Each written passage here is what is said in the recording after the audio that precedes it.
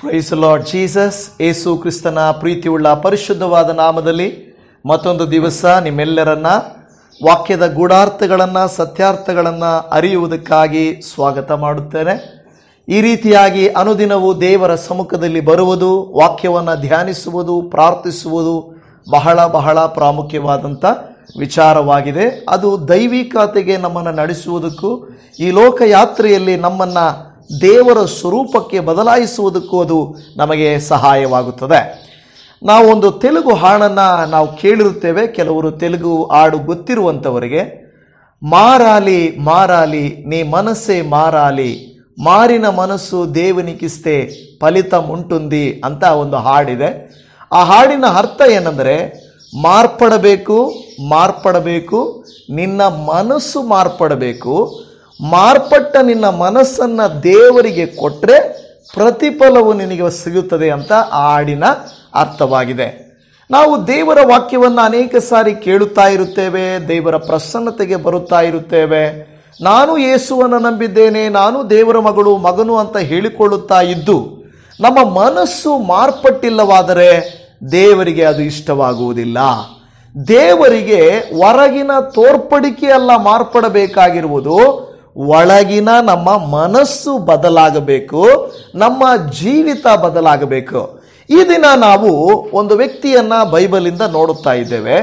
ಆ ವ್ಯಕ್ತಿ ಹೇಗೆ ಮೊದಲಿದ್ದ ಸ್ಥಿತಿ ಹೇಗಿತ್ತು, ನಂತರ ಆತನು ಹೇಗೆ ಬದಲಾದನು ಎಂಬುದನ್ನು ನಾವು ನೋಡುವಂಥವರಾಗಿದ್ದೇವೆ. ಒಬ್ಬ ವ್ಯಕ್ತಿ ಬದಲಾಗಬೇಕಾದರೆ ಬಲವಂತವಾಗಿ ಆತನನ್ನು ಬದಲಾಯಿಸಲಿಕ್ಕೆ ಆಗುವುದಿಲ್ಲ, ಭಯಪಡಿಸಿ ಆತನನ್ನು ಬದಲಾಯಿಸಲಿಕ್ಕೆ ಆಗುವುದಿಲ್ಲ. ಆದರೆ ಯಾರು ದೈವ ಭಕ್ತಿಯಲ್ಲಿ ಬರುತ್ತಾರೋ, ದೇವರಿಗೆ ಭಯಪಡುತ್ತಾರೋ ಅವರೇನಾಗುತ್ತಾರೆ? ಮಾರ್ಪಡುತ್ತಾರೆ. ಒಂದು ವಾಕ್ಯವನ್ನು ನಾವು ಬೈಬಲಲ್ಲಿ ನೋಡಿದರೆ 2 ಕೊರಿಂಥದವರಿಗೆ ಬರೆದ ಪತ್ರಿಕೆಯಲ್ಲಿ 5ನೇ ಅಧ್ಯಾಯ ಅದರ 17ನೇ ವಾಕ್ಯವನ್ನ ಗಮನಿಸಿದರೆ, 2 ಕೊರಿಂಥ 5:17, ಹೀಗಿರಲಾಗಿ ಯಾವನಾದರೂ ಕ್ರಿಸ್ತನಲ್ಲಿದ್ದರೆ ಅವನು ನೂತನ ಸೃಷ್ಟಿಯಾದನು, ಈಗೋ ಪೂರ್ವ ಸ್ಥಿತಿ ಹೋಗಿ ಎಲ್ಲ ನೂತನವಾಯಿತು ಎಂದು ಹೇಳುತ್ತಾ ಇದೆ. ಈ ವಾಕ್ಯವನ್ನು ಗಮನಿಸಿದಿರಾ? ಈ ವಾಕ್ಯದಲ್ಲಿ ಹೇಳುತ್ತಾ ಇದೆ, ಹೀಗಿರಲಾಗಿ ಯಾರಾದರೂ ಸರಿ. ಅದರರ್ಥ ಏನು? ಎಂಥ ಕಠಿಣ ವ್ಯಕ್ತಿ, ಕೆಟ್ಟ ವ್ಯಕ್ತಿ, ದುಷ್ಟ ವ್ಯಕ್ತಿ, ಮೋಸಗಾರ, ಕಳ್ಳ, ಕದೀಮ, ದುಷ್ಟನೋ ಯಾರಾದರೂ ಸರಿಯೇ. ಈ ಕಾಲಗಳಲ್ಲಿ ನಾವು ನೋಡುತ್ತಾ ಇದ್ದೇವೆ, ನಾವು ಅನೇಕರ ಸಾಕ್ಷಿಗಳನ್ನು ಕೇಳಿಸಿಕೊಳ್ಳುತ್ತಾ ಇರುತ್ತೇವೆ.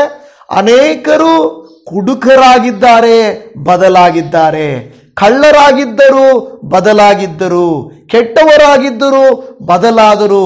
ಅನೇಕ ಕೆಟ್ಟತನದಲ್ಲಿ ಇರುವಂಥ ವ್ಯಕ್ತಿಗಳು ಸಾಕ್ಷಿಗಳನ್ನು ಹೇಳುತ್ತಾರೆ. ನಾನು ದೊಡ್ಡ ಕುಡುಕ ಆಗಿದ್ದೆ, ವ್ಯಭಿಚಾರಿಯಾಗಿದ್ದೆ, ನಾನು ಕೆಟ್ಟವಳಾಗಿದ್ದೆ, ನಾನು ಕೆಟ್ಟ ಮಾತುಗಳನ್ನು ಮಾತಾಡ್ತಾ ಇದ್ದೆ. ಆದರೆ ಯೇಸು ಸ್ವಾಮಿ ನನ್ನ ಹೃದಯದಲ್ಲಿ ಬಂದಾಗ ನನ್ನ ಕೆಟ್ಟತನವು ಹೋಗಿ ಒಳ್ಳೆಯತನ ಬಂದಿದೆ. ಲೋಕದಲ್ಲಿ ಯಾರು ಕೂಡ ಮಾರ್ಪಡಿಸದೆ ಇರುವಂತ ವ್ಯಕ್ತಿಗಳನ್ನ ಯೇಸು ಸ್ವಾಮಿ ಬದಲಾಯಿಸುತ್ತಾನೆ ಎಂದು ನಾವು ನೋಡುತ್ತಾ ಇದ್ದೇವೆ. ಕ್ರಿಸ್ತನನ್ನ ಅಂಗೀಕರಿಸಿಕೊಂಡವರು, ಕ್ರಿಸ್ತನನ್ನೇ ಹೃದಯದಲ್ಲಿ ಇಟ್ಟುಕೊಂಡವರು ಖಂಡಿತವಾಗಿ ಬದಲಾಗುತ್ತಾರೆ. ಅವರ ಜೀವಿತವು ಬದಲಾಗುತ್ತದೆ. ಈ ದಿನ ನಿಮ್ಮ ಜೀವಿತದಲ್ಲಿ, ನಿಮ್ಮ ಕುಟುಂಬಗಳಲ್ಲಿ, ನಿಮ್ಮ ಕೆಲಸದ ಜಾಗದಲ್ಲಿ, ನಿಮ್ಮ ಸ್ಥಳಗಳಲ್ಲಿ ನೀವು ಅಂದುಕೊಳ್ಳುತ್ತಾ ಇರಬಹುದು, ಅಯ್ಯೋ ಈ ವ್ಯಕ್ತಿ, ದೇವರು ಕೂಡ ಈ ವ್ಯಕ್ತಿಯನ್ನು ಮಾರ್ಪಡಿಸಲಿಕ್ಕಾಗಲ್ಲ, ದೇವರು ಕೂಡ ಬದಲಾಯಿಸಕ್ಕಾಗಲ್ಲ ಅಂತ ಹೇಳ್ತಾ ಇದ್ದೀರಾ. ಕೆಲವರು ಅಂತಾರೆ ಆ ಮಾತನ್ನ, ದೇವರು ಕೂಡ ಬದಲಾಯಿಸಕ್ಕಾಗಲ್ಲ ಅಂತ ವ್ಯಕ್ತಿ ಅಂತ ಹೇಳ್ತಾರೆ. ಆದರೆ ಪ್ರಿಯ ದೇವಜನವೇ, ನಂಬಿರಿ, ನಿಮ್ಮ ಮನೆಯ, ನಿಮ್ಮ ಕುಟುಂಬದ, ನಿಮ್ಮ ವ್ಯಕ್ತಿಯ ಜೀವಿತವನ್ನ ದೇವರು ಬದಲಾಯಿಸಲಿಕ್ಕೆ ಸಾಧ್ಯ. ಆದರೆ ಆ ವ್ಯಕ್ತಿ ಏನಾಗಬೇಕಂದ್ರೆ ಕ್ರಿಸ್ತನಲ್ಲಿದ್ದರೆ ಅಂತ ಹೇಳುತ್ತಾ ಇದೆ. ಅದರರ್ಥ ಏನು? ಯಾವಾಗ ನಾವು ಈ ಆಲಯಕ್ಕೆ ಬರುತ್ತೇವೋ, ಇಲ್ಲ ಯೂಟ್ಯೂಬ್ ಮೂಲಕವಾಗಿಯೋ, ಯಾವುದೋ ಒಂದು ಬೈಬಲನ್ನು ಓದುವುದರ ಮೂಲಕವಾಗಿಯೋ, ಪುಸ್ತಕವನ್ನು ಓದುವುದರ ಮೂಲಕವಾಗಿಯೋ ಯೇಸುವಿನ ಮಾತುಗಳು ನಮ್ಮ ಕಿವಿಯೊಳಗಡೆ ಹೋಗುತ್ತವೆ. ಕಿವಿಯೊಳಗಡೆ ಹೋಗಿ ಅದು ಹೃದಯಕ್ಕೆ ಮುಟ್ಟುತ್ತದೆ. ಒಂದು ದಿವಸ ಆ ವಾಕ್ಯವೆಂಬ ಬೀಜ ಮಳೆ ಬಿದ್ದಾಗ, ಒಂದು ವೇಳೆ ತ್ಯಾವ ಆದಾಗ ಮೊಳಕೆ ಒಡೆಯುವಂತೆ ಯಾವುದೋ ಒಂದು ದಿವಸ ನಿನ್ನ ಮನೆಯ ಪರಿಸ್ಥಿತಿ, ನಿನ್ನ ಜೀವಿತದ ಪರಿಸ್ಥಿತಿ ದೇವರು ಮಾರ್ಪಡಿಸಿಕೊಡುತ್ತಾರೆ. ಹಾಲೆಲೂಯಾ. ದೇವರ ವಾಕ್ಯ ಹೇಳುತ್ತದೆ, ಕ್ರಿಸ್ತನಲ್ಲಿದ್ದರೆ ಅವನೇನಾಗ್ತಾನಂತೆ? ನೂತನ ಸೃಷ್ಟಿ ಆಗ್ತಾನೆ. ಅದರ ಅರ್ಥ ಏನು? ಹಳೆಯದು ಹೋಗುತ್ತದೆ. ನಿಕೋದೇಮನು ಯೇಸು ಕ್ರಿಸ್ತನ ಬಳಿಯಲ್ಲಿ ಬಂದ. ಏನಂತ ಕೇಳ್ತಾನೆ? ನಾನು ದೇವರ ರಾಜ್ಯ ಸೇರ್ಬೇಕಾದ್ರೆ ಏನ್ ಮಾಡಬೇಕು ಎಂದು ಕೇಳುತ್ತಾನೆ. ಆಗ ಯೇಸು ಸ್ವಾಮಿ ಆತನಿಗೆ ಹೇಳುತ್ತಾನೆ, ನೀನು ಹೊಸದಾಗಿ ಹುಟ್ಟದೆ ಹೋದರೆ ದೇವರ ರಾಜ್ಯವನ್ನ ನೀನು ಕಾಣುವುದಿಲ್ಲ ಎಂದು ಹೇಳಿದರು. ಆಗ ನಿಕೋದೇಮನು ಕೇಳುತ್ತಾನೆ, ಸ್ವಾಮಿ, ನಾನು ಹೊಸದಾಗಿ ಹುಟ್ಟೋದು ಹೇಗೆ? ಮತ್ತೆ ನಾನು ತಾಯಿಯ ಗರ್ಭದಲ್ಲಿ ಹೋಗಿ ಬರ್ಲಿಕ್ಕಾಗುತ್ತಾ ಅಂತ ಹೇಳುತ್ತಾನೆ. ಆಗ ಯೇಸು ಸ್ವಾಮಿ ಹೇಳಿದಂತ ಮಾತು, ಇಲ್ಲ ಹಾಗಲ್ಲ. ಏನಂದ್ರೆ, ನೀನು ನೀರಿನಿಂದಲೂ ಆತ್ಮನಿಂದಲೂ ನೀನು ಹುಟ್ಟಬೇಕು ಎಂದು ಯೇಸು ಸ್ವಾಮಿ ಹೇಳುತ್ತಾರೆ. ಅದರ ಅರ್ಥ, ಒಬ್ಬ ವ್ಯಕ್ತಿ ಯೇಸುವನ್ನು ಅಂಗೀಕಾರ ಮಾಡಿಕೊಂಡು ಆತನು ಪರಿಪೂರ್ಣವಾಗಿ ದೇವರ ಕಡೆಗೆ ತಿರುಗುವಾಗ ಆತನಲ್ಲಿ ಮಾರ್ಪಾಡು ಬರುತ್ತದೆ. ನನ್ನ ಪ್ರಿಯ ದೇವಜನವೇ, ಹಾಗಾದರೆ ಇವತ್ತು ನಾವು ಒಂದು ವ್ಯಕ್ತಿಯನ್ನ ನಾನು ಹೇಳಿದೆ, ಒಂದು ವ್ಯಕ್ತಿಯ ಜೀವಿತದ ಮೂಲಕವಾಗಿ ನೋಡೋಣ ಅಂತ. ಆ ವ್ಯಕ್ತಿಯೇ ಹಳ ಒಡಂಬಡಿಕೆಯಲ್ಲಿರುವಂತ ಯಾಕೋಬನು. ಯಾಕೋಬ ಎಂಬ ಹೆಸರಿನ ಅರ್ಥ ಏನು? ಯಾಕೋಬ ಎಂಬ ಹೆಸರಿನ ಅರ್ಥ ಮೋಸಗಾರ. ಯಾಕೋಬ ಎಂಬ ಹೆಸರಿನ ಅರ್ಥ ಮೋಸಗಾರ. ಅದು ಯಾಕೋಬ ಅನ್ನೋದು. ನಂತರ ಅವನ ಹೆಸರು ಬದಲಾಗಿದ್ದು. ಆದ್ರೆ ನಾವು ಹೇಳ್ತಾ ಇರೋದು ಯಾಕೋಬ ಹೆಸರಿನ ಅರ್ಥ ಏನಂದ್ರೆ ಮೋಸಗಾರ. ಏನು ಮೋಸ ಮಾಡಿದವನು? ಒಂದು ರೀತಿಯಾಗಿ ನೋಡಿದ್ರೆ ಮೋಸ ಅನಿಸುತ್ತೆ, ಇನ್ನೊಂದು ರೀತಿಯಾಗಿ ಅಲ್ಲ. ಓಕೆನಾ? ನೋಡಿ, ಒಬ್ಬೊಬ್ಬ ವ್ಯಕ್ತಿ ಅರ್ಥ ಮಾಡಿಕೊಳ್ಳುವ ವಿಧಾನ ಇರುತ್ತದೆ, ಹೌದಲ್ವಾ? ಯಾಕೋಬನಿ ಏನ್ ಮಾಡ್ದ? ಮೋಸ ಮಾಡಿದ ಅಂತ ಹೇಳ್ತದೆ. ಯಾವ ರೀತಿಯಾಗಿ? ಅವರ ಅಣ್ಣನಿಗೆ ಮೋಸ ಮಾಡ್ತಾನೆ. ಏನ್ ಮಾಡ್ತಾನೆ? ಚರ್ಮವನ್ನ ಮೇಲೆ ಹಾಕೊಂಡು ಅವರ ಅಣ್ಣ ಅಂತ ಹೇಳಿ ಅವರ ಅಪ್ಪ ಹತ್ರ ಹೋಗಿ ಆಶೀರ್ವಾದ ಪಡ್ಕೊಳ್ತಾನೆ. ನೋಡಿ, ಈ ಆಶೀರ್ವಾದ ಪಡ್ಕೊಂಡ ಮೇಲೆ ಅವನಲ್ಲಿ ಇರ್ಲಿಕ್ಕೆ ಸಾಧ್ಯವಾಗಲಿಲ್ಲ. ಅವನು ಬಿಟ್ಟು ಓಡಿ ಹೋಗ್ತಾನೆ. ಅಲ್ಲಿಂದ ಓಡಿ ಹೋಗುವುದನ್ನು ನಾವು ನೋಡುತ್ತಾ ಇದ್ದೇವೆ. ಆದರೆ ಪ್ರಿಯ ದೇವಜನವೇ, ಯಾವಾಗ ಅವನು ಓಡಿ ಹೋಗುತ್ತಿರುವಾಗ ದೇವರ ದರ್ಶನವಾಯಿತು ಅವನಿಗೆ. ನಾವು ನೋಡುತ್ತೇವೆ, ಕಲ್ಲನ್ನ ತಲೆದಿಂಬಾಗಿ ಇಟ್ಟುಕೊಂಡಿರುವಾಗ ಪರಲೋಕದಿಂದ ನಾವು ನೋಡುತ್ತಾ ಇದ್ದೇವೆ ದೇವದೂತರುಗಳು ಇಳಿಯುವುದು ಹತ್ತುವುದು ದರ್ಶನವಾಯಿತು. ಯಾವಾಗ ಅವನಿಗೆ ಆ ದರ್ಶನವಾಯಿತು ಪ್ರಿಯ ದೇವಜನವೇ, ಆ ದರ್ಶನದ ನಂತರ ನಾವು ನೋಡುತ್ತೇವೆ ಯಾಕೋಬನ ಜೀವಿತವು ಮಾರ್ಪಟ್ಟಿತ್ತು. ಅವನು ಓದ, ಅವನು ಕಷ್ಟಪಟ್ಟ, ದುಡಿದ, ಪ್ರಯಾಸಪಟ್ಟ, ಎಲ್ಲವನ್ನೂ ಮಾಡಿದ. ಆದರೆ ಕೆಲವು ವಿಷಯಗಳನ್ನು ನಾವು ಇವತ್ತು ಗಮನಿಸಲಿಕ್ಕಿದ್ದೇವೆ. ಈ ಯಾಕೋಬನು ಮೋಸಗಾರನಾದಂಥವನು ಅವನು ಒಂದು ಪ್ರಾರ್ಥನೆಯನ್ನ ಮಾಡುತ್ತಿದ್ದಾನೆ. ಅವನ ಪ್ರಾರ್ಥನೆ ಮಾರ್ಪಟ್ಟಿರುವುದನ್ನು ನಾವು ನೋಡುತ್ತಾ ಇದ್ದೇವೆ. ನಾವು ನೋಡುತ್ತೇವೆ ಯಾಕೋಬನು ಲೋಕ ರೀತಿಯಾದಂಥ ಆಶೀರ್ವಾದಗಳನ್ನ ತಂದೆಯಿಂದ ಪಡ್ಕೊಳ್ತಾ ಇದ್ದ. ತಂದೆ, ನನ್ನನ್ನು ಆಶೀರ್ವಾದ ಮಾಡು, ನನ್ನನ್ನು ಆಶೀರ್ವಾದ ಮಾಡಿ. ಏನಕ್ಕೆ? ತಮ್ಮ ಅಣ್ಣನಿಗೆ ಬರಬೇಕಾದ ಆಶೀರ್ವಾದವನ್ನ ಇವನೇನ್ ಮಾಡ್ಬಿಟ್ಟ? ಪಡ್ಕೊಂಡ್ಬಿಟ್ಟ. ಅವನಿಗೆ ಆಸೆ, ಅವರ ತಾಯಿಗೆ ಆಸೆ ಏನಂದ್ರೆ ಲೌಕಿಕವಾದ ಆಶೀರ್ವಾದ. ನೀನು ಆಸ್ತಿವಂತನಾಗಬೇಕು, ನೀನು ಹಣವಂತನಾಗಬೇಕು, ಹೆಸರುವಾಸಿ ಆಗಬೇಕು ಅನ್ನುವುದು ಲೌಕಿಕವಾದಂಥ ಆಶೀರ್ವಾದ. ಆದರೆ ಕೆಲವು ದಿನಗಳಾದ ಮೇಲೆ ಯಾಕೋಬನು, ದೇವರೇ ನನಗೆ ಆಸ್ತಿ ಐಶ್ವರ್ಯ ಕೊಡು, ಅದು ಇದು ಎಲ್ಲ ಕೇಳುತ್ತಾ ಇಲ್ಲ. ಬದಲಾಗಿ ಅವನ ಜೀವಿತ ಮಾರ್ಪಟ್ಟಿರುವುದನ್ನು ನಾವು ನೋಡುತ್ತಾ ಇದ್ದೇವೆ. ಆದಿಕಾಂಡ ಗ್ರಂಥ 32ನೇ ಅಧ್ಯಾಯ 26ನೇ ವಚನವನ್ನು ಓದಿರಿ. ಆದಿಕಾಂಡ ಗ್ರಂಥ 32:26ನೇ ವಚನ. ಆ ಪುರುಷನು ನನ್ನನ್ನ ಬಿಡು, ಬೆಳಗಾಗುತ್ತದೆ ಅನ್ನಲು ಯಾಕೋಬನು, ನೀನು ನನ್ನನ್ನ ಆಶೀರ್ವದಿಸದ ಹೊರತು ನಿನ್ನನ್ನ ಬಿಡುವುದಿಲ್ಲ ಅಂದನು.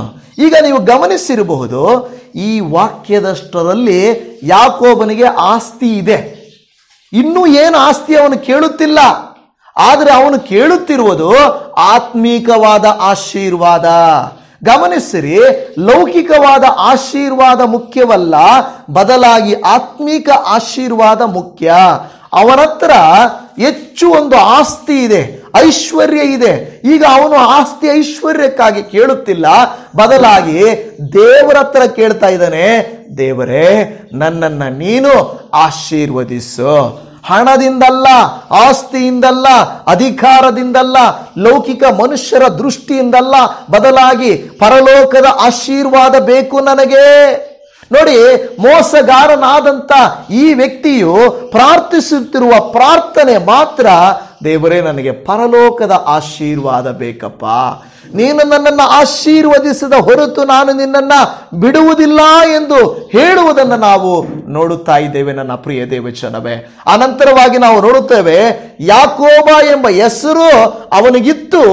ಆದರೆ ಯಾವಾಗ ಯೇಸುವಿನಲ್ಲಿ, ಅಂದರೆ ಕರ್ತನಲ್ಲಿ ಪ್ರಾರ್ಥನೆ ಮಾಡಿದನೋ ಅವನ ಹೆಸರು ಮಾರ್ಪಟ್ಟಿತು. ಅವನ ಮೊದಲನೇದಾಗಿ ಏನು ಹೇಳಿದೆ ನಾನು, ಅವನ ಪ್ರಾರ್ಥನೆ ಮಾರ್ಪಟ್ಟಿತು. ಏನ್ ಪ್ರಾರ್ಥನೆ? ಅವನು ಲೌಕಿಕ ಆಶೀರ್ವಾದಕ್ಕಾಗಿ ಕೇಳುತ್ತಿಲ್ಲ, ಅವನು ಪರಲೋಕ ಆಶೀರ್ವಾದಕ್ಕಾಗಿ ಪ್ರಾರ್ಥಿಸ್ತಾ ಇದ್ದಾನೆ. ಅಂದರೆ ಅವನ ಜೀವಿತದಲ್ಲಿ ಪ್ರಾರ್ಥನೆ ಮಾರ್ಪಟ್ಟಿದೆ. ಎರಡನೇದಾಗಿ ಅವನ ಹೆಸರು ಮಾರ್ಪಟ್ಟಿದೆ. ಏನದು? ಅವನ ಹೆಸರು ಮಾರ್ಪಟ್ಟಿದೆ. ಅಲ್ಲಿ ಹೇಳ್ತದೆ, ಯಾಕೋಬ ಎಂದರೆ ಮೋಸಗಾರನು, ಆದರೆ ಅವನ ಹೆಸರನ್ನ ಇಸ್ರಾಯೇಲ್ ಎಂದು ಮಾರ್ಪಡಿಸುತ್ತಾನೆ. ಇಸ್ರಾಯೇಲ್ ಎಂಬ ಹೆಸರಿನ ಅರ್ಥ ಏನು ಗೊತ್ತಾ? ರಾಜಕುಮಾರ, ಆಶೀರ್ವದಿಸಲ್ಪಟ್ಟವನು, ಆರಿಸಲ್ಪಟ್ಟವನು, ಒಂದು ಜನಾಂಗಕ್ಕೆ, ಒಂದು ಭವಿಷ್ಯಕ್ಕೆ ಒಂದು ನಾಯಕನು ಎಂಬುದನ್ನು ನಾವು ನೋಡುತ್ತಾ ಇದ್ದೇವೆ. ಆದಿಕಾಂಡ ಗ್ರಂಥ 32ನೇ ಅಧ್ಯಾಯ 27 ಮತ್ತು 28ನೇ ವಚನ. ಆ ಪುರುಷನು ನಿನ್ನ ಹೆಸರೇನು ಎಂದು ಕೇಳಿದ್ದಕ್ಕೆ ಅವನು ಯಾಕೋಬನು ಅಂದಾಗ, ಅವನು ಯಾಕೋಬನಿಗೆ, ಇನ್ನು ಮೇಲೆ ನೀನು ಯಾಕೋಬನೆನಿಸಿಕೊಳ್ಳುವುದಿಲ್ಲ, ದೇವರ ಸಂಗಡಲು ಮನುಷ್ಯರ ಸಂಗಡಲು ಹೋರಾಡಿ ಗೆದ್ದವನಾದ್ದರಿಂದ ನಿನಗೆ ಇಸ್ರಾಯೇಲ್ ಎಂದು ಹೆಸರುಂಟಾಗುವುದು ಎಂದು ಹೇಳಿದನು. ಹಾಲೆಲೂಯಾ. ಇಲ್ಲಿ ಗಮನಿಸಿರಿ, ಅವನು ಅದಕ್ಕೆ ಹೇಳೋದು, ಯಾವಾಗ ನೀವು ಕ್ರಿಸ್ತನಲ್ಲಿರುತ್ತೀರೋ ಆವಾಗ ನಿಮ್ಮ ಪ್ರಾರ್ಥನೆ ಬದಲಾಗುತ್ತದೆ. ಕ್ರಿಸ್ತನಲ್ಲಿದೆ ಹೋದರೆ ಎಲ್ಲರೂ ಹೇಳೋದಿದ್ರೆ, ಅಪ್ಪ ನನಗೆ ಆಶೀರ್ವಾದ ಬರಬೇಕು, ನನ್ನ ಬಿಸ್ನೆಸ್ ಆಶೀರ್ವಾದ ಮಾಡಬೇಕು, ನನಗೆ ಪ್ರಮೋಷನ್ ಬರಬೇಕು, ನಾನು ಎಲ್ರಿಗಿಂತ ಒಳ್ಳೆ ದೊಡ್ಡ ಮನೆ ಕಟ್ಟಬೇಕು, ನಾನು ಎಲ್ರಿಗಿಂತ ಒಳ್ಳೆ ಹೊಲ ಮಾಡ್ಕೋಬೇಕು, ಎಲ್ಲ ನೋಡಿ ಈ ರೀತಿಯಾಗಿ ಮನುಷ್ಯರು ಕೇಳ್ಕೊಳ್ತಾರೆ ದೇವ್ರಗಳ ಹತ್ರ. ಹೌದಲ್ವಾ? ದೇವ್ರ ಹತ್ರ ಏನು ಕೇಳ್ತಾರೆ? ಹೋದ ತಕ್ಷಣ, ಸ್ವಾಮಿ ನಾನು ಮಾಡೋ ಕೆಲಸ ಎಲ್ಲ ಚೆನ್ನಾಗಾಗ್ಬೇಕಪ್ಪ, ನಾನು ಎಲ್ರಿಗಿಂತ ಚೆನ್ನಾಗಿರ್ಬೇಕಪ್ಪ, ಈ ರೀತಿಯಾಗಿ ಕೇಳ್ಕೊಡ್ತಾರೆ. ಆದರೆ ದೇವರ ಮಕ್ಕಳ ಆ ರೀತಿ ಅಲ್ಲ. ಅಪ್ಪ ನನ್ನನ್ನ ಪರಲೋಕ ಸೇರಿಸಪ್ಪ, ನಿತ್ಯ ಜೀವ ಕೊಡಪ್ಪ, ಆ ರೀತಿ ಪ್ರಾರ್ಥಿಸ್ತಾರೆ. ನೋಡು, ಅವ್ರು ಕೇಳೋದೇನು?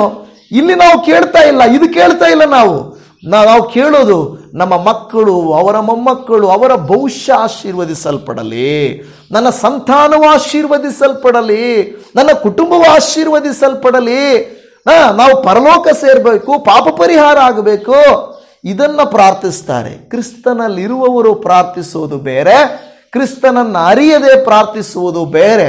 ಇವತ್ತು ನಾವು ಬದಲಾಗಬೇಕು. ಯಾವಾಗ ಬದಲಾಗುತ್ತೆ? ಹಾಡು ಹೇಳ್ತದೆ ನಾವು ನಮ್ಮ ಮನಸ್ಸನ್ನು ದೇವರಿಗೆ ಕೊಟ್ಟಾಗ ಮಾರ್ಪಡುತ್ತದೆ. ಅದೇ 2 ಕೊರಿಂಥ 5:17 ಹೇಳಿದ್ದು, ಕ್ರಿಸ್ತನಲ್ಲಿದ್ದರೆ ಮಾರ್ಪಡುತ್ತದೆ. ಯಾಕೋಬನು ಮೊದಲು ಆ ಬದಲಾವಣೆ ಇಲ್ಲಿಲ್ಲ ಅವನಲ್ಲಿ, ಆದರೆ ಯಾವಾಗ ಅವನು ದೇವರ ದರ್ಶನವನ್ನ ಕಂಡನೋ ಆ ಹೊತ್ತಿನಿಂದ ಅವನ ಜೀವಿತ ಬದಲಾಗಿರುವುದನ್ನು ನಾವು ನೋಡುತ್ತಾ ಇದ್ದೇವೆ. ಯೇಸು ಸ್ವಾಮಿಯಲ್ಲಿ ಬರುವವರು ಖಂಡಿತ ಮಾರ್ಪಡಬೇಕು.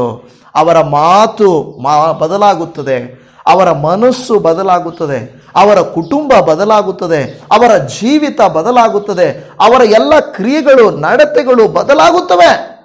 ಆದರೆ ನಾವು ನೋಡುತ್ತೇವೆ, ಇಲ್ಲಿ ಯಾಕೋಬನ ಜೀವಿತ ಮಾರ್ಪಟ್ಟಿದೆ. ಅಲ್ಲಿ 2 ಕಾರ್ಯ ನಾನು ಹೇಳಿದೆ. ಅವನ ಪ್ರಾರ್ಥನೆ ಮಾರ್ಪಟ್ಟಿದೆ, ಎರಡನೇದಾಗಿ ಅವನ ಹೆಸರು ಮಾರ್ಪಟ್ಟಿದೆ, ಮೂರನೇದಾಗಿ ಅವನ ನಡೆ ಮಾರ್ಪಟ್ಟಿದೆ. ಅವನ ನಡೆ ಅಂದ್ರೆ ಏನು? ಕೆಲವು ಸಾರಿ ನೋಡಿ, ದೇವರನ್ನ ನಂಬದೇ ಇದ್ದಾಗ ಯಾರಿಗೂ ಭಯಪಡೋದಿಲ್ಲ, ಹಿರಿಯರಿಗೆ ಗೌರವ ಕೊಡೋದಿಲ್ಲ, ಜಂಬದಿಂದ ನಡ್ಕೊಳ್ತಾರೆ, ಗರ್ವದಿಂದ ನಡ್ಕೊಳ್ತಾರೆ. ಕೆಲವನ್ನ ನಾವು ನೋಡಿದ್ದೀವಿ, ಒಳ್ಳೆ ಕಾರ್ ಇದ್ರೆ, ಒಳ್ಳೆ ತುಂಬ ದೊಡ್ಡ ಕಾರು ಅಂದರೆ ಕಾಸ್ಟ್ಲಿ ಕಾರ್ ಇದ್ರೆ, ಅವರು ಓಡಿಸೋ ರೀತಿ ನೋಡಿದ್ರೆ, ಒಂದು ಫೈನ್ ಬಿದ್ದರೆ ಏನು 1000 ರೂಪಾಯಿ ಕಟ್ತೀನಿ ಬಿಡು, ಏನಿರ್ತದೆ ಅವರಲ್ಲಿ? ಗರ್ವ. 1000 ರೂಪಾಯಿ ಯಾವ ಲೆಕ್ಕ ಅವ್ರಿಗೆ? ಕೋಟಿ ಕಾರಿಕ್ಕಿರೋರಿಗೆ 1000 ರೂಪಾಯಿ ಹೆಚ್ಚಿಲ್ಲ. ಏನೋ ಒಂದು ಸಿಗ್ನಲ್ ದಾಟಿ ಹೋಗ್ತೀನಿ, ಓವರ್ ಸ್ಪೀಡ್ ರೇಟ್ ಹಾಕ್ತೀಯ, ಫೈನ್ ಹಾಕು. ನಾವು ನೋಡಿದ್ದೀವಿ ಕೆಲವ್ರನ್ನ ರೋಡ್ಗಳು ಹೋಗುವಾಗ, ಆಗ್ತೀಯ, ಎಷ್ಟು ಆಗ್ತೀಯ? 1000, 10,000 ಆಗ್ತೀಯಾ? ತಗೋ, ನಾನು ಇಷ್ಟ, ನಾನು ಹೆಂಗೆ ಬೇಕಾದ್ರೂ ಓಡಿಸ್ತೀನಿ ಅಂದರೆ ಅವರಲ್ಲಿ ಒಂದು ಗರ್ವದ ನಡೆ ಇರುತ್ತದೆ. ಆದರೆ ದೇವರ ಮಕ್ಕಳಲ್ಲಿ ಎಷ್ಟೇ ಇದ್ರೂ ದೇವರು ಹೇಳೋದೇನೆಂದರೆ, ನಿನ್ನನ್ನು ನೀನು ತಗ್ಗಿಸಿಕೋ, ನಿನ್ನನ್ನು ನೀನು ದೀನಭಾವದಿಂದ ಇಟ್ಟುಕೋ, ತಾಳ್ಮೆಯಿಂದ ಇಟ್ಟುಕೋ ಎಂದು ಹೇಳುತ್ತಾನೆ. ಮೊದಲು ಯಾಕೋಬನಲ್ಲಿ ಆ ಗರ್ವತನ ಇತ್ತು, ಗರ್ವಿಷ್ಠತನ ಇತ್ತು. ಆದರೆ ಯಾವಾಗ ಆತನು ಹೋರಾಡುವಾಗ ನಾವು ನೋಡುತ್ತೇವೆ, ದೇವರ ವಾಕ್ಯ ನೋಡುತ್ತೇವೆ, ಆ ಹೋರಾಡ್ತಾನಲ್ವಾ ಯಾವಾಗ ದೇವದೂತನೊಟ್ಟಿಗೆ, ಆವಾಗ ಆ ತೊಡೆಯನ್ನ ದೇವದೂತನು ಮುರಿದಾಗ ಅವನ ಗರ್ವ ಎಲ್ಲ ಹೋಗ್ತದೆ. ನಾವು ನೋಡುತ್ತೇವೆ ಆದಿಕಾಂಡ ಗ್ರಂಥದಲ್ಲಿ ನಾವು ನೋಡುತ್ತೇವೆ 33ನೇ ಅಧ್ಯಾಯ 32ನೇ ಅಧ್ಯಾಯ 31ನೇ ವಚನ, 32ನೇ ಅಧ್ಯಾಯ 31 ವಚನ. ಅವನು ಪೆನುವೇಲನ್ನ ದಾಟುತ್ತಿರುವಾಗ ಸೂರ್ಯೋದಯವಾಯಿತು, ಅವನು ತೊಡೆಯ ನಿಮಿತ್ತ ಕುಂಟಿಕೊಂಡು ನಡೆದನು. ನೋಡಿ, ಮೊದಲು ಅವನು ಒಂದು ರೀತಿಯಾಗಿ ಓಡ್ತಾ ಇರ್ಬೋದು.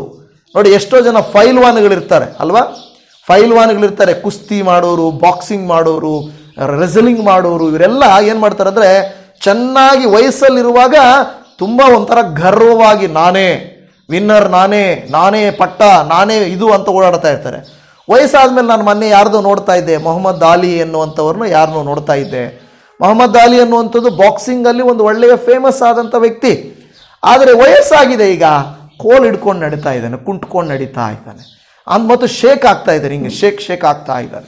ವಯಸ್ಸಲ್ಲಿದ್ದಾಗ ಅವ್ನು ನಿಂತ್ಕೊಂಡು ಯಾರು ನನ್ನ ವಿರುದ್ಧವಾಗಿ ಹೋರಾಡೋದು ಅಂತ ನಿಂತ್ಕೊಂಡವರು ಈಗ ಕುಂಟ್ಕೊಂಡು ಅವರು ಅದರ್ಕೊಂಡು ನಡೆಯುವಂಥ ಪರಿಸ್ಥಿತಿ ಬಂದೇ ಬರ್ತದೆ. ಪ್ರಿಯ ದೇವಜನವೇ, ಒಂದು ಕಾಲ ಎಲ್ಲದಕ್ಕೂ. ಆದರೆ ದೇವರ ವಾಕ್ಯ ಇಲ್ಲಿ ಹೇಳ್ತದೆ, ಯಾಕೋಬನು ಮೊದಲು ಗರ್ವಿಷ್ಠನಾಗಿ ನಡೀತಾ ಇದ್ದ, ಆದರೆ ಯಾವಾಗ ದೇವದೂತನವನ ಪಕ್ಕೆಯ ಎಲುಬನ್ನು ಮುರಿದನೋ ಅವನು ಕುಂಟಿಕೊಂಡು ನಡೆಯುತ್ತಾ ಇದ್ದಾನೆ. ಇವತ್ತು ನಮ್ಮ ಜೀವಿತದಲ್ಲಿ ಕೂಡ ಗರ್ವಿಷ್ಠತನ ಯಾವ ಕೆಲಸಕ್ಕೂ ಬಾರುವುದಿಲ್ಲ. ದೇವರ ವಾಕ್ಯ ಹೇಳುತ್ತದೆ, ನಿಮ್ಮನ್ನು ನೀವು ತಗ್ಗಿಸಿಕೊಳ್ಳಿರಿ, ತಕ್ಕ ಸಮಯದಲ್ಲಿ ಆತನು ನಿಮ್ಮನ್ನ ಹೆಚ್ಚಿಸುತ್ತಾನೆ. ನಿಮ್ಮಲ್ಲಿ ಯಜಮಾನನಾಗಿರಬೇಕಿರುವವನು ಮೊದಲು ಸೇವಕನಾಗಿರಬೇಕು, ಹಾಳಾಗಿರಬೇಕು, ನೀವು ಸೇವೆ ಮಾಡಬೇಕು ಅಂತ ದೇವರ ವಾಕ್ಯ ಹೇಳುತ್ತದೆ. ನೋಡಿ, ಲೋಕ ಬೋಧನೆಗೂ ದೇವರ ಬೋಧನೆಗೂ ಎಷ್ಟು ವ್ಯತ್ಯಾಸ ಇದೆ ನೋಡಿರಿ. ಇಲ್ಲಿ ನಾವು ನೋಡುತ್ತೇವೆ, ಯಾಕೋಬನ ನಡೆ ಮಾರ್ಪಟ್ಟಿದೆ. ನೋಡಿ, ಮೊದಲು ಯಾಕೋಬನ ಪ್ರಾರ್ಥನೆ ಮಾರ್ಪಟ್ಟಿದೆ, ಯಾಕೋಬನ ಹೆಸರು ಮಾರ್ಪಟ್ಟಿದೆ, ಯಾಕೋಬನ ನಡೆ ಮಾರ್ಪಟ್ಟಿದೆ. 4ನೇದಾಗಿ ಯಾಕೋಬನ ಮನಸ್ಸು ಮಾರ್ಪಟ್ಟಿದೆ. ಯಾಕೋಬನ ಮನಸ್ಸು ಮಾರ್ಪಟ್ಟಿದೆ. ನೋಡಿ, ಆದಿಕಾಂಡ ಗ್ರಂಥ 33ನೇ ಅಧ್ಯಾಯ 3ನೇ ವಚನದಲ್ಲಿ, ತಾನೇ ಅವರ ಮುಂದಾಗಿ ಹೋಗಿ ತನ್ನ ಅಣ್ಣನಿಗೆ ಸಮೀಪಿಸುತ್ತಿರುವಾಗ 7 ಸಾರಿ ನೆಲದ ತನಕ ಬೊಗ್ಗಿ ನಮಸ್ಕರಿಸಿದನು. ನೋಡಿ, ಅವರ ಮನಸ್ಸೇನಾಗಿದೆ, ಈಗ ಬದಲಾಗಿದೆ. ಅವನಲ್ಲಿ ನಾನು ಆಶೀರ್ವದಿಸಲ್ಪಟ್ಟವನು, ನಾನು ದೈವಾಶೀರ್ವಾದ ಹೊಂದಿದವನು, ನನ್ನ ಅಣ್ಣನೇನು, ನನ್ನ ಅಣ್ಣನಿಗೇನು, ಅವನಿಗಿಂತ ನಾನೇ ದೈವಾಶೀರ್ವಾದ ಹೊಂದಿದವನು ಎಂದು ಗರ್ವಿಷ್ಠತನ ಇಲ್ಲ. ಈಗ ಮೊದಲಿದ್ದಿರಬಹುದು, ನಾನು ಆಶೀರ್ವಾದ ಪಡ್ಕೊಂಡೆ ಅಂತ ಓಡೋಗಿರ್ಬೋದು. ಆದರೆ ಹಿಂತಿರುಗಿ ಹೋಗುವಾಗ ಅವನು ಗರ್ವದಿಂದ ಹೋದ, ಬರುವಾಗ ಅವನು ತಗ್ಗಿದವನಾಗಿ ಬರ್ತಾ ಇದ್ದಾನೆ. ಅವನ ಅಣ್ಣನನ್ನ ಕಂಡಾಗ ನೋಡಿರಿ, 7 ಸಾರಿ ನೆಲದ ತನಕ ಬಗ್ಗಿ ನಮಸ್ಕರಿಸಿದನು. ಎಷ್ಟು ಸಾರಿ? 7 ಸಾರಿ. ಒಂದು ಸಾರಿ ನಾವು ನಮಸ್ಕಾರ ಮಾಡಿದರೆ ಓಕೆ, ಒಂದು ಸಾರಿ ನಮಸ್ಕಾರ ಅಂದರೆ ಓಕೆ. ಇಷ್ಟು ನಮಸ್ಕಾರ ಅಲ್ಲ, ಎಲ್ಲಿವರೆಗೆ ಹೇಳ್ತದೆ? ನೆಲದ ತನಕ ಬಗ್ಗಿ ನಮಸ್ಕಾರ ಮಾಡ್ತಾ ಇದ್ದಾನೆ. ನೆಲದ ತನಕ ಬಗ್ಗಿ ನಮಸ್ಕಾರ. ಎಷ್ಟು ಸಾರಿ? 7 ಸಾರಿ. ಅದರಿಂದ ಅರ್ಥ ಆಗುತ್ತೆ ಅವನು ಎಷ್ಟು ಮನಸ್ಸು ಮಾರ್ಪಟ್ಟಿಸಿಕೊಂಡು ಬಂದಿದ್ದಾನೆ ಎಂಬುದಾಗಿ. ಇಲ್ಲದೆ ಹೋದರೆ ಹಣವಂತರು ಏನು ಮಾಡ್ತಾರೆ? ಹಣವಂತರು ಹೆಸರು ಇಲ್ಲವರು ಏನು ಮಾಡ್ತಾರೆ? ಹಂಗೆ ನಿಂತ್ಕೊಂಡಿರ್ತಾರೆ. ನಾನು ಯಾಕೆ ಬಗ್ಬೇಕು, ನಾನು ಯಾಕೆ ತಗ್ಬೇಕು, ಅವರೇ ಬರಲಿ ಇಲ್ಲಿಗೆ, ಬಾ ಇಲ್ಲಿಗೆ ಅಂತಾರೆ. ಇವ್ರು ಹೋಗಲ್ಲ. ಯಾಕೆಂದ್ರೆ ಹಣ, ಯಾಕೆಂದ್ರೆ ಹೆಸರು, ಯಾಕೆಂದ್ರೆ ಅಧಿಕಾರ. ಆದರೆ ಈ ಯಾಕೋಬನಿಗೆ ಈಗ ಏನಾಗಿದೆ ಗೊತ್ತಾ? ಇಸ್ರಾಯೇಲ್ನಿಗೆ ಒಳ್ಳೆ ಆಸ್ತಿ ಇದೆ, ಹಣ ಇದೆ, ಕುರಿ ದನಗಳು ಆಡು ಎಲ್ಲ ಹಿಂದುಗಡೆ ಇದೆ. ಅವನ ಹತ್ತಿರನೇ ಸುಮಾರು 200 ಜನ ಕೆಲಸದವರಿದ್ದಾರಂತೆ. ಆಲೋಚನೆ ಮಾಡಿ, ಆ ಕಾಲದಲ್ಲಿ ಕೆಲಸದವರು 200 ಜನ ಇದ್ದರೆ ಅವನು ಎಷ್ಟು ಸಾಹುಕಾರಿ ಆಗಿರ್ಬೋದು, ಎಷ್ಟು ಶ್ರೀಮಂತ ಆಗಿರ್ಬೋದು. ಆದರೆ ಈಗ ಇವನು ಅಂದ್ಕೊಳ್ತಾ ಇರ್ಬೋದು, ನಾನು ಚಚ್ಚರತನವನ್ನು ಪಡ್ಕೊಂಡವನು, ನಾನು ಹೋಗಿ ಆಸ್ತಿ ಐಶ್ವರ್ಯ ಪಡ್ಕೊಂಡವನು, ಈಗ ನಾನು ಹೋಗಿ ನಮ್ಮ ಅಣ್ಣನಿಗೆ ಅವನಿಗೆ ಯಾಕೆ ನಾನು ನಮಸ್ಕಾರ ಮಾಡಬೇಕು, ಎಲ್ಲ ಇರೋನು ಅಂತ ಅಂದಲಿಲ್ಲ. ನೋಡಿ, ಎಷ್ಟೇ ಆಸ್ತಿ ಐಶ್ವರ್ಯ ಇದ್ರೂ ಮನಸ್ಸು ಬಹಳ ಮುಖ್ಯ. ಮನಸ್ಸು ಬಹಳ ಮುಖ್ಯ. ದೀನತೆ, ತಗ್ಗಿದ ಭಾವ, ಒಪ್ಪಿಸಿಕೊಡುವಿಕೆ ಬಹಳ ಮುಖ್ಯ. ಈ ಯಾಕೋಬನನ್ನು ನಾವು ನೋಡುತ್ತಾ ಇದ್ದೇವೆ. 7 ಸಾರಿ ನೆಲದ ತನಕ ಬೊಗ್ಗಿ ನಮಸ್ಕರಿಸಿದನು. ಪ್ರಿಯ ದೇವಜನವೇ, ಕ್ರಿಸ್ತನು ನಮ್ಮ ಹೃದಯದಲ್ಲಿದ್ದರೆ ನಾವು ತಗ್ಗಿಸಿಕೊಳ್ಳುತ್ತೇವೆ. ಯೇಸು ಕ್ರಿಸ್ತನು ಕೂಡ ತನ್ನ ಶಿಷ್ಯರ ಪಾದಗಳನ್ನು ತೊಳೆದನು. ಹೌದಾ ಇಲ್ವಾ? ಯೇಸು ಸ್ವಾಮಿ ಅಂದುಕೊಳ್ಬೋದಾಗಿತ್ತು, ನಾನ್ಯಾಕೆ ತೊಳಿಬೇಕು ಶಿಷ್ಯರ ಪಾದಗಳು? ಶಿಷ್ಯರು ನನಗಿಂತ ಏನು ದೊಡ್ಡವರ? ಶಿಷ್ಯರು ನನ್ನ ಸೇವಕರವರು, ಇನ್ನು ನನ್ನ ಪಾದಗಳವರು ತೊಳಿಬೇಕು. ಆದರೆ ಯೇಸು ಸ್ವಾಮಿ ಆ ರೀತಿಯಾಗಿ ಮಾಡಲಿಲ್ಲ. ನಾನು ಮಾಡಿದ ಹಾಗೆ ನೀವು ಮಾಡುವುದಕ್ಕೆ ಬದ್ಧರಾಗಿದ್ದೀರಿ. ಅದರರ್ಥ ನನ್ನ ಭಕ್ತರಾದಂಥ ನೀವು ಹೆಚ್ಚಿಸಿಕೊಳ್ಳುವುದಲ್ಲ, ತಗ್ಗಿಸಿಕೊಳ್ಳಬೇಕು ಎಂದು ಹೇಳುತ್ತಾ ಇದೆ. ಇವತ್ತು ನಮ್ಮಲ್ಲಿ ಒಂದು ವೇಳೆ ಯಾರಲ್ಲಾದರೂ ಒಂದು ವೇಳೆ ಕ್ರಿಸ್ತನಲ್ಲಿ ಇರುವಂಥ ನಮ್ಮಲ್ಲಿ ಖಂಡಿತ ದೀನಭಾವ ಇದ್ದೇ ಇರುತ್ತದೆ. ಕ್ರಿಸ್ತನಲ್ಲಿ ಇಲ್ಲದಿದ್ದರೆ ಏನಾಗುತ್ತೆ ಗೊತ್ತಾ? ಈ ರೀತಿಯಾದಂಥ ಒಂದು ಭಾವನೆಗಳು ಬರುತ್ತವೆ. ಕೆಲವು ಸಾರಿ ಸೇವಕರು ಅಷ್ಟೇ, ನಾನು ಪಾಸ್ಟರ್, ಯೇಸು ಸ್ವಾಮಿನೇ ಪಾದಗಳನ್ನು ತೊಳೆದಿರುವಾಗ ಪಾಸ್ಟರ್ ಯಾರು ಅಲ್ವಾ? ಕೆಲವು ಸಾರಿ ಹೇಳೋದು, ನಾನು ಯಾರು ಗೊತ್ತಾ ಅಭಿಷಕ್ತ, ನಾನು ಯಾರು ಗೊತ್ತಾ ಪ್ರವಾದಿ, ನಾನು ಯಾರು ಗೊತ್ತಾ ಹೀಲಿಂಗ್ ಮಾಡೋನು ಅಂತ ತಲೆ ಎತ್ತಿ ನಿಮಿರ್ಕೊಂಡು ನಡೆಯುವಂಥವ್ರು ಈಗಲೂ ಇದ್ದಾರೆ. ನಮ್ಮ ದೇವರೇ ತಗ್ಗಿಸಿಕೊಂಡಿರುವಾಗ ನಾವು ತಗ್ಗಿಸಿಕೊಳ್ಳುವುದರಲ್ಲಿ ತಪ್ಪೇನಿದೆ? ಏನಿಲ್ಲ. ಆದರೆ ಏನು ಮಾಡ್ತಾರೆ ಗೊತ್ತಾ? ತಗ್ಗಿಸ್ಕೊಂಡ್ರೆ ಏನಾಗ್ತಾರೆ, ಸಿಂಪಲ್ ಆಗಿ ನೀವು ಹಂಬಲ್ ಆಗಿ ಎಲ್ಲಾದರೂ ಹೋಗಿ ಪಾಸ್ಟರ್ಸ್ ಮೀಟಿಂಗ್ಸಲ್ಲಿ, ಸಭೆಗಳಲ್ಲಿ, ಕೂಟಗಳಲ್ಲಿ ನೀವು ಹೋಗ್ರಿ, ಸಿಂಪಲ್ ಆಗಿ ನೀವು ಹೋದರೆ ಇವರು ಸಾಧಾರಣ ಪಾಸ್ಟ್ರು ಅಂತಾರೆ. ಅದೇ ನೀವೇನಾದರೂ ಕೋಟ್ ಸೂಟ್ ಹಾಕ್ಕೊಂಡು, ಕಾರ್ ಹಾಕ್ಕೊಂಡು, ಒಂದಿಬ್ಬರನ್ನ ಜೊತೆಯಲ್ಲಿ ಇಟ್ಕೊಂಡು ಹೋದ್ರೆ ಅಂತ ತಿಳ್ಕೊಳ್ಳಿ, ಇವರು ಪರವಾಗಿಲ್ಲ ಅಂತಾರೆ. ನೋಡಿ, ಅದೆಲ್ಲ ಮುಖ್ಯ. ಯೇಸು ಸ್ವಾಮಿನೇ ಆ ರೀತಿ ಮಾಡಲಿಲ್ಲ. ಯೇಸು ಸ್ವಾಮಿನೇ ತಗ್ಗಿಸಿಕೊಂಡನು. ಅದಕ್ಕೆ ಹೇಳೋದು ಕ್ರಿಸ್ತನಲ್ಲಿರಬೇಕು. ಕ್ರೈಸ್ತರೆಲ್ಲರೂ ಕ್ರಿಸ್ತನಲ್ಲಿರುವುದಿಲ್ಲ ಅಷ್ಟೇ. ಕ್ರೈಸ್ತರೆಲ್ಲರೂ ಕ್ರಿಸ್ತನಲ್ಲಿರುವುದಿಲ್ಲ. ಕ್ರಿಸ್ತನಲ್ಲಿರುವವರ ಗುಣ ಏನಾಗಿರುತ್ತೆ? ಅವರ ಪ್ರಾರ್ಥನೆ ತಗ್ಗಿದ ಪ್ರಾರ್ಥನೆ ಆಗಿರುತ್ತದೆ. ಕೆಲವರ ಪ್ರಾರ್ಥನೆ ಇರುತ್ತದೆ, ಹೇಗೆ ಒಬ್ಬ ಫರಿಸಾಯನು ಹೋಗಿ ದೇವಾಲಯದಲ್ಲಿ ಪ್ರಾರ್ಥಿಸಿದನಲ್ವಾ, ಆ ರೀತಿಯಾಗಿ ಕೆಲವು ಸಭೆಗಳಲ್ಲಿ ಕೆಲವು ಪಾಸ್ಟರ್ಗಳು ಅಷ್ಟೇ, ವಿಶ್ವಾಸಿಗಳು ಅಷ್ಟೇ ಪ್ರಾರ್ಥಿಸ್ತಾರೆ. ದೇವರೇ, ನಾನು ಉಪವಾಸ ಮಾಡ್ತೀನಿ, ನಾನು ಕಾಣಿಕೆ ಕೊಡ್ತೀನಿ, ನಾನು ಇವರಂತೆ ಅಲ್ಲ, ನಾನು ಅವರಂತೆ ಅಲ್ಲ, ನಾನು ಹೆಂಗೆ ಗೊತ್ತಾ ಅಂತ ಹೇಳಿ ಮಾಡಿ ಏನು ಮಾಡ್ತಾರೆ, ಆ ಫರಿಸಾಯನು ತನ್ನನ್ನು ತಾನು ಹೆಚ್ಚಿಸಿಕೊಳ್ಳುತ್ತಾನೆ. ಕೆಲವು ಸಾರಿ ಕೆಲವರ ಪ್ರಾರ್ಥನೆ ಆ ರೀತಿ ಇದೆ. ಅದರ ಅರ್ಥ ಅವರು ಕ್ರಿಸ್ತನಲ್ಲಿಲ್ಲ, ಬರೀ ಕ್ರೈಸ್ತರಾಗಿದ್ದಾರೆ. ಕ್ರಿಸ್ತನಲ್ಲಿದ್ದರೆ ಎಂಥ ಪ್ರಾರ್ಥನೆ ಬರುತ್ತದೆ? ತಗ್ಗಿಸಿಕೊಳ್ಳುವ ಪ್ರಾರ್ಥನೆ, ಪರರಿಗೋಸ್ಕರ ಪ್ರಾರ್ಥಿಸುವುದು, ಪರರ ನೋವಿಗೆ ಸ್ಪಂದಿಸುವುದು ಬರ್ತದೆ ಹೊರತು ತಮಗೋಸ್ಕರ ಸ್ವಾರ್ಥದ ಪ್ರಾರ್ಥನೆ ಮಾಡೋದಿಲ್ಲ. ಯಾಕೋಬನಲ್ಲಿ ಹಾಗೆ ಇದೆ. ಅವನ ಪ್ರಾರ್ಥನೆ ಬದಲಾಯಿತು, ಅವನ ಹೆಸರು ಬದಲಾಯಿತು. ಈಗ ಒಂದು ವೇಳೆ ಕೆಲವರು ಅನ್ಬೋದು, ಯೇಸು ಸ್ವಾಮಿಯನ್ನು ನಂಬಿದರೆ ಹೆಸರು ಬದಲಾಯಿಸ್ಕೋಬೇಕಾ? ಕಳೆದ ಸಾರಿ ಒಬ್ಬ ನಮ್ಮ ಸಭೆ ವಿಶ್ವಾಸಿ ಒಬ್ಬರು ನನ್ನ ಕೇಳಿದರು. ನಾನು ಕೆಲಸಕ್ಕೆ ಒಬ್ಬ ಪಾಸ್ಟರ್ ಹತ್ರ ಫೋನ್ ಮಾಡಿದೆ. ಅವರು ಕೆಲಸ ಕೊಡ್ತೀನಿ, ನೀನು ಏನು ಚರ್ಚ್ಗೆ ಹೋಗ್ತೀಯಾ, ನೀನು ವಿಶ್ವಾಸಿನ ಅಂತ ಕೇಳಿದ್ರು. ಆಗ ನಾನು ಹೇಳಿದೆ, ಹೌದು ನಾನು ವಿಶ್ವಾಸಿ, ನಾನು ದೇವರನ್ನ ನಂಬಿದ್ದೀನಿ ಅಂತ ಹೇಳಿದೆ. ಹಾಗಾದರೆ ನಿನ್ನ ಹೆಸರು ಯಾಕೆ ಹಂಗೆ ಇದೆ? ನೀನು ನಿಜವಾದ ಕ್ರೈಸ್ತನಲ್ಲ, ಮೊದಲು ನಿನ್ನ ಹೆಸರು ಬದಲಾಯಿಸ್ಕೊಂಡು ಬಾ, ಆಮೇಲೆ ನಿನಗೆ ಕೆಲಸ ಕೊಡ್ತೀನಿ ಅಂದಂತೆ. ಆತನ ಪಾಸ್ಟ್ರು. ನಾನು ಹೇಳೋದೇನೆಂದರೆ, ಅವ್ರು ನನ್ನನ್ನು ಕೇಳಿದ್ರು, ನಮ್ಮ ವಿಶ್ವಾಸಿ ಕೇಳಿದ್ರು, ಹಾಗಾದರೆ ಯೇಸು ಸ್ವಾಮಿಯನ್ನು ನಂಬಿದರೆ ಹೆಸರು ಬದಲಾಯಿಸಿದರೆ ಮಾತ್ರನೇ ಅವರು ಕ್ರಿಶ್ಚಿಯನ್ಸಾ?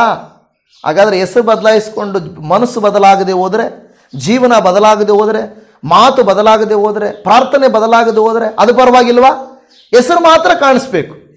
ನಾನು ಹೇಳಿದೆ, ಅದೇ ಒಬ್ಬೊಬ್ಬ ಸೇವಕರು ಒಂದೊಂದು ಅರ್ಥ ಮಾಡ್ಕೊಳ್ತಾರೆ. ಈಗ ಒಬ್ಬರು ಹೆಸರು ಬದಲಾಯಿಸ್ಕೊಳ್ಬೇಕಾದ್ರೆ ಅಷ್ಟು ಸುಲಭ ಅಲ್ಲ. ನೀವು ಸಭೆಯಲ್ಲಿ ಹೆಸರು ಕೊಟ್ಬಿಡ್ಬೋದು, ಹೋಗಪ್ಪ ನೀನು ಜಾಕೋಬು, ನೀನು ಜೇಮ್ಸು, ನೀನು ಡ್ಯಾನಿಯಲ್ಲು, ನೀನು ಇಂದು ಹೋಗಪ್ಪ ಅಂತ ಹೇಳ್ಬೋದು.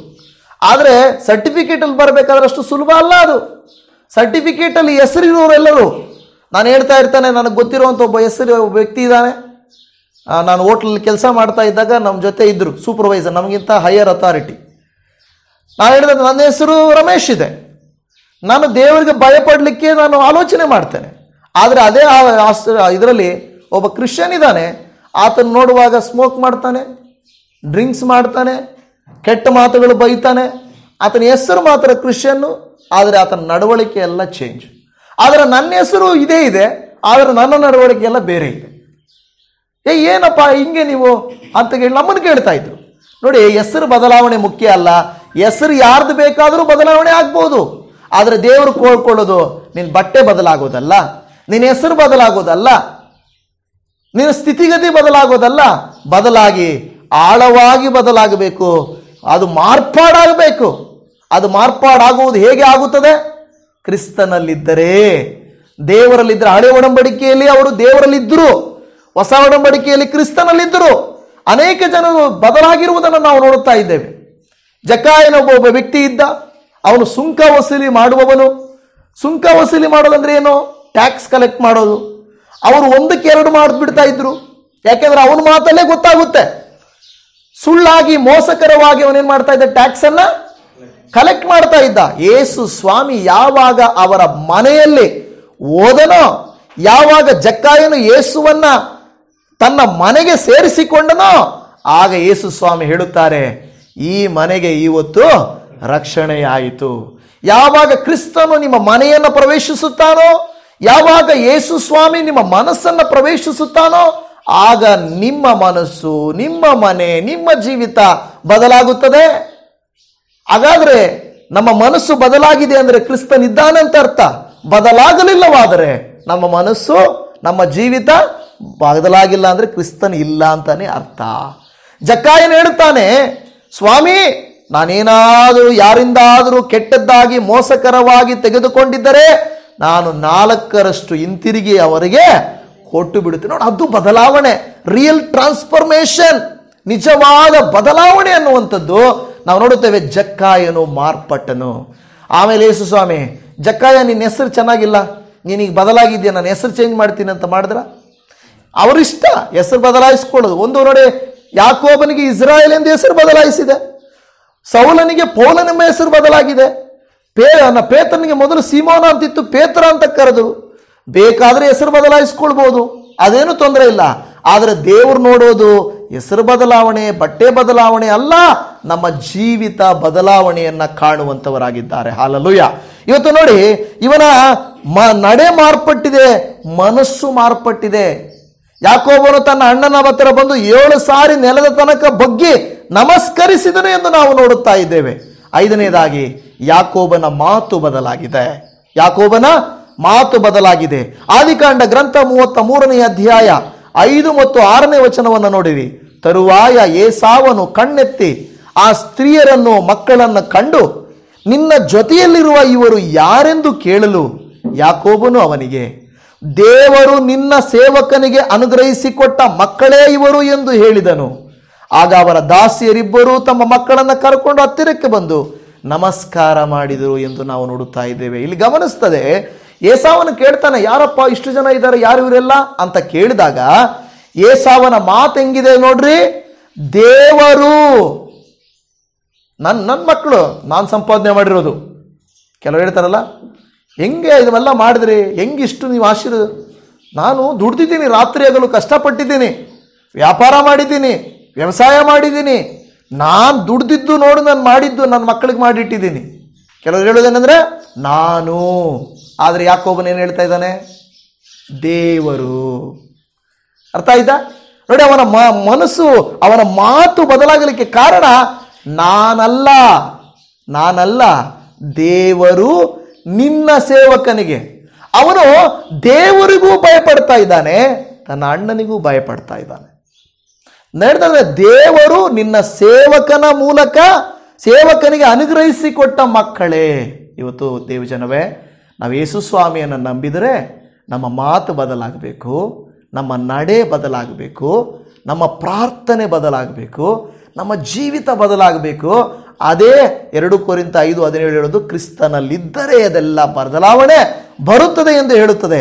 ಕೊನೆಯದಾಗಿ 6ನೇದಾಗಿ ನಾವು ನೋಡುತ್ತೇವೆ, ಯಾಕೋಬನ ನೋಟ ಬದಲಾಗುತ್ತೆ. ನೋಡುವ ನೋಟ. ಆದಿಕಾಂಡ ಗ್ರಂಥ 33ನೇ ಅಧ್ಯಾಯ 10ನೇ ವಚನ ನೋಡಿದರೆ, ಯಾಕೋಬನು ಹಾಗೆ ಅಪ್ಪಣೆ ಕೊಡಕೂಡದು, ನೀನು ನನ್ನ ಮೇಲೆ ಕಟಾಕ್ಷವಿಟ್ಟು ನಾನು ಸಮರ್ಪಿಸುವ ಕಾಣಿಕೆಯನ್ನು ಅಂಗೀಕರಿಸಬೇಕು. ನಿನ್ನನ್ನು ನೋಡಿದ್ದು ದೇವರನ್ನು ನೋಡಿದ ಹಾಗಾಯಿತು, ನಿನ್ನನ್ನು ಪ್ರೀತಿಯಿಂದ ಅಂಗೀಕರಿಸಿದ್ದೆ, ವಿಶೇಷ ಎಂದು ಹೇಳ್ತಾನೆ. ಹೇಳ್ತಾನೆ, ನಿನ್ನನ್ನು ನೋಡಿದ್ದು ದೇವರನ್ನ ನೋಡಿದ್ದ ಹಾಗಾಯಿತು. ಕೆಲವರು ಹೇಳ್ತಾರಲ್ಲ, ಏನಂತ ಹೇಳ್ತಾರೆ, ಕೆಲವು ಕ್ರೈಸ್ತರನ್ನ ನೋಡಿದ್ರೆ ಯೇಸು ಸ್ವಾಮಿ ನೋಡ್ದಂಗೆ ಅನಿಸುತ್ತಪ್ಪ. ಕೆಲವರು ಹೇಳ್ತಾರೆ ಆ ಮಾತನ್ನು. ಕೆಲವರು ನೋಡಿದ್ರೆ ಯೇಸು ಸ್ವಾಮಿ ಗುಣಗಳೇ ನಿಮ್ಮಲ್ಲಿ ಬಂದಿದ್ದಾವೇನೋ, ಯೇಸು ಸ್ವಾಮಿನೇ ನಿಮ್ಮಲ್ಲಿ ವಾಸ ಮಾಡ್ತಾ ಇದ್ದಾನೇನೋ ಅನಿಸುವಂಗೆ ಆಗ್ತದೆ. ದೇವರಲ್ಲ, ದೇವರ ಹಾಗೆ. ದೇವರು ನೋಡಿ, ದೇವರು ಯಾವತ್ತೂ ನಮಗೆ ನೇರವಾಗಿ ಕಾಣಿಸೋದಿಲ್ಲ, ನಮಗೆ ಮನುಷ್ಯರ ಮೂಲಕ ಸಹಾಯ ಮಾಡ್ತಾರೆ. ಈಗ ನಾವು ನೋಡ್ತಾ ಇದ್ದೇವೆ, ಇಲ್ಲಿ ಅವನ ನೋಟ ಹೇಗಿದೆ ಅಂದರೆ, ಅವನು ನೋಡಿದ ನೋಟ, ನಾನು ನಿನ್ನನ್ನು ದೇವರು ನೋಡಿದ ಹಾಗೆ ಆಯಿತು. ಅವನು ಹೋಲಿಕೆ ಮಾಡ್ತಾ ಇದ್ದಾನೆ. ನೋಡಿ, ದೇವರು ಅನ್ನುವ ಪದ ನೋಡಿ ಬಹಳ ಮುಖ್ಯ. ಎಷ್ಟು ಜನರು ನಿಜವಾಗಿ ಲೋಕದಲ್ಲಿ ದೇವರು ಅಂತಾರೆ, ಕೆಲವರು ಅಂತಾರೆ ನಿಜವಾಗಿ ಎಲ್ಲ ದೇವ್ರ ದಯೇನಪ್ಪ, ಹೆಂಗಿದ್ದೀರಾ, ಚೆನ್ನಾಗಿದ್ದೀರಾ, ಎಲ್ಲ ದೇವ್ರ ದಯೆ, ಚೆನ್ನಾಗಿದ್ದೀವಿ ಅಲ್ವಾ. ಕೆಲವರು ದೇವರು ಎಂಬ ಪದವನ್ನು ಉಪಯೋಗಿಸೋದಿಲ್ಲ, ಸುಮ್ಮನೆ ಹಾಗೇನೆ ಚೆನ್ನಾಗಿದ್ದೀನಿ ಅಂತಾರೆ. ನಾವು ನಮ್ಮ ಜೀವಿತಗಳಲ್ಲಿ ಬದಲಾಗಿದ್ದರೆ, ಕ್ರಿಸ್ತನು ನಿಮ್ಮ ಹೃದಯದಲ್ಲಿದ್ದರೆ, ನಿಮ್ಮ ಜೀವಿತದಲ್ಲಿ ಯೇಸು ಸ್ವಾಮಿ ಇದ್ದರೆ, ನೀವು ನಾನು ಈ ರೀತಿಯಾಗಿ ಬದಲಾಗಬೇಕು. ಹೆಸರು ಬದಲಾವಣೆ ಮಾಡಿಕೊಳ್ಳೋದು ಅದು ಆಪ್ಷನ್. ಅದು ಬಿಟ್ಟರೆ ನಮ್ಮ ಪ್ರಾರ್ಥನೆ ಬದಲಾಗಬೇಕು, ನಮ್ಮ ಮಾತು ಬದಲಾಗಬೇಕು, ನಮ್ಮ ನಡತೆ ಬದಲಾಗಬೇಕು, ನಮ್ಮ ಮನಸ್ಸು ಬದಲಾಗಬೇಕು, ನಮ್ಮ ನೋಟ ಬದಲಾಗಬೇಕು. ಅಂತೂ ಇಂತೂ ನಮ್ಮ ಪೂರ್ಣ ಜೀವಿತ ಬದಲಾಗಬೇಕು. ಹಾಲೆಲೂಯಾ. ಇವತ್ತು ನಮಗೆ ನಮ್ಮ ಮನೆಗಳಲ್ಲಿ ಕೆಲವರು ಇರ್ತಾರೆ, ಅಯ್ಯೋ ಬದಲಾಗೋದೇ ಇಲ್ಲ, ಏನು ಹೇಳಿದ್ರು ಅವರ ಮಾತು ಬದಲಾಗಲ್ಲ, ಎಷ್ಟೇ ಹೇಳಿದ್ರು ಅವರ ನಡತೆ ಬದಲಾಗಲ್ಲ, ಅವರ ಗುಣ ಬದಲಾಗಲ್ಲ, ಅವರ ಮನಸ್ಸು ಬದಲಾಗಲ್ಲ.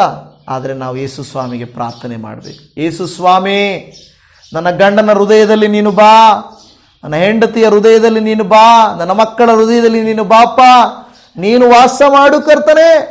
ನೀನು ಅವರ ಹೃದಯದಲ್ಲಿ ವಾಸ ಮಾಡಿದ್ರೆ ಏನಾಗುತ್ತೆ, ಅವರಲ್ಲಿ ಬದಲಾವಣೆ ಬರ್ತದೆ. ನಾವು ಪ್ರಾರ್ಥಿಸಬೇಕು, ದೇವರು ಖಂಡಿತವಾಗಿ ಆ ರೀತಿಯಾಗಿ ಮಾರ್ಪಾಡು ಕೊಡ್ತಾರೆ.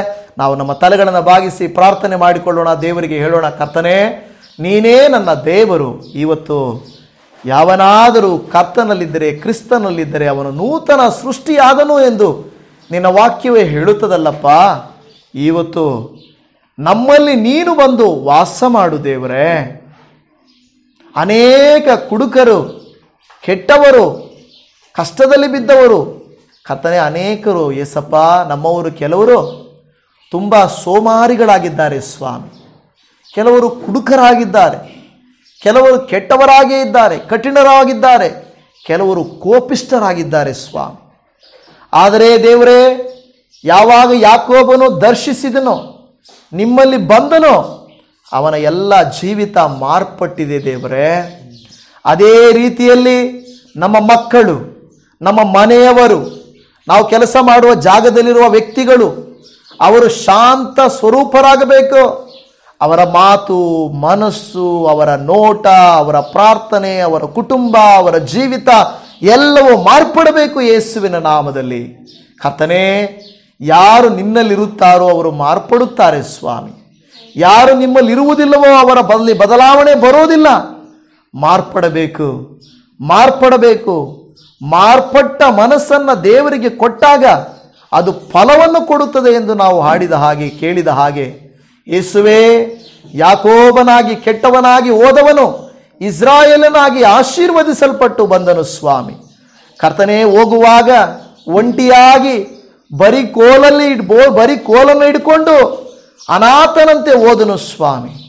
ಆದರೆ ಹಿಂತಿರುಗಿ ಬರುವಾಗ ಒಂದು ಪಾಳೆಯದೊಟ್ಟಿಗೆ, ದೊಡ್ಡ ಆಶೀರ್ವಾದದೊಟ್ಟಿಗೆ, ಜನರೊಟ್ಟಿಗೆ, ಸಂಪತ್ತೊಟ್ಟಿಗೆ ಹಿಂತಿರುಗಿ ಬರುತ್ತಾ ಇದ್ದಾನೆ. ಹೋಗುವಾಗ ಅಣ್ಣನನ್ನು ತೊರೆದು ಓಡಿ ಹೋದವನು ಬರುವಾಗ ಅಣ್ಣನೊಟ್ಟಿಗೆ ಸಂತೋಷವಾಗಿ ಹಿಂತಿರುಗಿ ಬಂದನು ಸ್ವಾಮಿ. ಇವತ್ತು ದೇವಾ, ನಾವು ಕೂಡ ಈ ಯಾಕೋಬನಂತೆ, ನಮ್ಮವರು ಕೂಡ ಈ ಯಾಕೋಬನಂತೆ ಪೂರ್ಣವಾಗಿ ಬದಲಾಗಬೇಕು. ಮಾತು, ನಡವಳಿಕೆ, ಜೀವಿತ ಪ್ರತಿಯೊಂದು ಮಾರ್ಪಡಬೇಕೆಂದು ನಾವು ಪ್ರಾರ್ಥಿಸ್ತಾ ಇದ್ದೇವೆ ಕರ್ತನೆ. ಯಾಕೆಂದರೆ ಅಪ್ಪ, ನಿಮ್ಮಲ್ಲಿ ನಾವಿರಬೇಕು, ನೀವು ನಮ್ಮನ್ನು ರೂಪಾಂತರ ಪಡಿಸುತ್ತೀರಿ. ಅಪ್ಪ, ನಿನಗೆ ಸ್ತೋತ್ರ. ಇವತ್ತು ಈ ಪ್ರಾರ್ಥನೆಯನ್ನು ಮಾಡಿ ನಿನ್ನ ಸಮ್ಮುಖದಲ್ಲಿ ನಮ್ಮನ್ನು ಒಪ್ಪಿಸಿ ಕೊಡುವಾಗ ಯಾರೆಲ್ಲ ಹೌದಯ್ಯ, ನಿಜ, ಈ ರೀತಿಯಾದಂಥ ಬದಲಾವಣೆ ನನ್ನಲ್ಲಿಯೂ, ನಮ್ಮವರಲ್ಲಿಯೂ, ನಮಗೆ ಸಂಬಂಧಪಟ್ಟವರಲ್ಲಿಯೂ ಬರಬೇಕೆಂದು ಪ್ರಾರ್ಥಿಸುತ್ತಿದ್ದಾರೆ. ಕೆಲವರಪ್ಪ, ನನ್ನ ಹೆಂಡತಿ ಬದಲಾಗಬೇಕು, ನನ್ನ ಗಂಡ ಬದಲಾಗಬೇಕು, ನನ್ನ ಮಕ್ಕಳು ಬದಲಾಗಬೇಕು, ನನ್ನ ಕುಟುಂಬ ಬದಲಾಗಬೇಕು ಎಂದು ಪ್ರಾರ್ಥಿಸ್ತಾ ಇದ್ದಾರೆ. ದೇವರೇ, ನೀವು ತಾನೇ ಯಾಕೋಬನನ್ನು ಇಸ್ರಾಯೇಲನಂತೆ ಮಾಡಿದಂತೆ ಅವರನ್ನು ಸೌಲನನ್ನು ಪೌಲನನ್ನಾಗಿ ಮಾಡಿದಿರಿ ಕರ್ತನೆ, ನಿಮಗೆ ಸ್ತೋತ್ರ. ಸಿಮೋನನನ್ನು ಪೇತ್ರನನ್ನಾಗಿ ಮಾಡಿದಿರಿ, ನಿಮಗೆ ಸ್ತೋತ್ರ. ಹೌದು ಸ್ವಾಮಿ, ಆ ರೀತಿಯಾಗಿ ನಮ್ಮನ್ನು ಬದಲಾಯಿಸು, ರೂಪಾಂತರಪಡಿಸು, ಆಶೀರ್ವದಿಸು ಎಂದು ಬೇಡಿಕೊಳ್ಳುತ್ತಾ ಇದ್ದೇವೆ. ನಿನಗೆ ಮಹಿಮೆಕರವಾಗಿ ಜೀವಿಸುವಂತೆಯೂ ಮಾರ್ಪಟ್ಟವರಾಗಿ ಫಲ ಕೊಡುವಂಥವರಾಗಿ ಮಾರ್ಪಡುವಂತೆಯೂ ನೀನೇ ನಮಗೆ ಕೃಪೆಯನ್ನು ತೋರಿಸಬೇಕೆಂಬುದಾಗಿ ಪ್ರಾರ್ಥನೆ ಕೇಳಿದ ಕರ್ತನೇ, ನಿನಗೆ ಸ್ತೋತ್ರ. ಯಾರೆಲ್ಲ ಬಂದು ಪ್ರಾರ್ಥಿಸಿದ್ದಾರೋ ಅವರ ಕುಟುಂಬಗಳನ್ನು ಅವರನ್ನು ಮಾರ್ಪಡಿಸಿ ಬದಲಾಯಿಸಬೇಕೆಂದು ನಮ್ಮ ರಕ್ಷಕನು, ಮಾರ್ಪಡಿಸುವಾತನು, ನಮ್ಮನ್ನು ರೂಪಾಂತರಪಡಿಸುವಾತನೂ ಆಗಿರುವ ಯೇಸು ಕ್ರಿಸ್ತನ ಪ್ರೀತಿಯುಳ್ಳ ಪರಿಶುದ್ಧ ನಾಮದಲ್ಲಿ ಪ್ರಾರ್ಥಿಸುತ್ತೇವೆ ಪರಮ ತಂದೆಯೇ. ಆಮೇನ್, ಆಮೇನ್, ಆಮೇನ್.